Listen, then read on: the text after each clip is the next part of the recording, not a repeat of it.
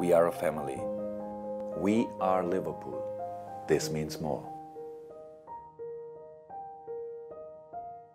리버풀로 이적해온 뒤 수많은 팬들의 의심을 실력으로 증명해내며 프리미어리그 출범 이후 구단 내 최고의 공격수로 자리매김하고 있는 모하메드 살라. 그와의 계약이 1년 반 정도 남은 시점에서 구단은 재계약을 어느 수준에 맞춰서 해줄 것인지 심히 고민하고 있습니다. 언론에서 하나둘 나오는 소식을 토대로 추측해보자면 대략 주급 35만 파운드에서 40만 파운드를 원하고 있는 상황이라고 볼 수 있겠습니다. 이는 대략 호날두 데브라이너의 주급과 비슷한 선으로 살라의 요구 금액이 이 정도라 하더라도 선수와 에이전트에게 뭐라고 할 만한 상황은 절대 아닙니다. 살라가 요구하는 건 프리미어리그 최고의 선수급 대우이기 때문이죠. 그것을 맞춰주려면 약 40만 파운드에 가까운 금액을 제시하는 게 맞습니다. 하지만 리버풀이 고민하는 건 결국 주급 체계. 단 한 번도 30만 파운드의 벽을 깨본 적이 없는 구단 입장에선 30만이 아닌 40만까지도 넘어설 가능성이 존재하다 보니 생각보다 그리 쉽게 계약을 이끌어내지 못하고 있습니다. 그렇지만 여전히 살라가 팀을 나갈 확률보단 잔류할 확률이 높은 건 사실이라서 살라가 잔류한다는 가정하에 어떠한 유형의 공격수들을 노릴 수 있나 한번 상상해보도록 하겠습니다. 우선 구단이 살라와 재계약을 했다는 것은 여러 의미를 가져다 줄 것입니다. 첫 번째로는 살라에게 높은 주급을 안겨주며 계약 기간 동안 살라 위주의 공격진 구성을 하겠다는 것. 두 번째로는 전반적인 포워드 주급 정리로 인해 피르미노와의 이별은 근접한다는 것. 그렇다면 마네는 안고 갈 확률이 급증하게 될 것이고 오른쪽 윙 포워드 포지션에서는 카이데 고든, 엘리엇을 통해 살라 다음 세대를 준비. 그렇게 되면 중앙 자원에 큰 투자를 할 가능성이 급증하게 되며 살라의 높은 주급 부담으로 인해 새로운 이적생은 비교적 낮은 주급을 받으며 잠재력이 풍부한 유망주 라인일 확률이 높아짐. 이러한 과정을 거쳐 결국 살라의 재계약은 새로운 스타 영입 가능성을 낮추게 되며 중앙 자원의 높은 이적료를 부담하더라도 주급은 어떻게든 낮추는 형식의 유망주 영입 가능성이 가장 유력해집니다. 현재 왼쪽에서는 마네와 조타 두 선수가 주 포지션으로 뛸 수 있는 곳이다 보니 사실상 리버풀이 노리는 자리는 중앙과 오른쪽을 모두 뛸 수 있는 선수라고 볼 수 있다. 그렇다면 중앙은 어떤 스타일로 구성할까요? 클롭이 추구하는 포워드의 필수 전제 조건이 하나 있습니다. 바로 압박과 수비적인 퍼포먼스. 마네와 살라의 공격력을 감안하여 중앙에서 압박 능력 혹은 수비력을 갖추지 못한 센터 포워드는 영입할 확률이 너무 낮아집니다. 실제로 피르미노와 조타의 압박 그리고 수비 능력은 프리미어리그 내에서도 매 시즌 상위권에 속했으며 앞으로 영입하게 될 센터 포워드의 경우 이 두 선수와 마찬가지로 압박 능력은 필수라 볼 수 있겠습니다. 따라서 괜히 보앤 얘기가 나오는 게 아닙니다. 현재 리그 내에서 푸키를 제외하면 압박 시도가 가장 높고 인터셉트, 태클 횟수까지 더한다면 사실상 포워드가 아니라 무슨 수비형 미드필더처럼 느껴질 수준입니다. 한번 이렇게 보시죠.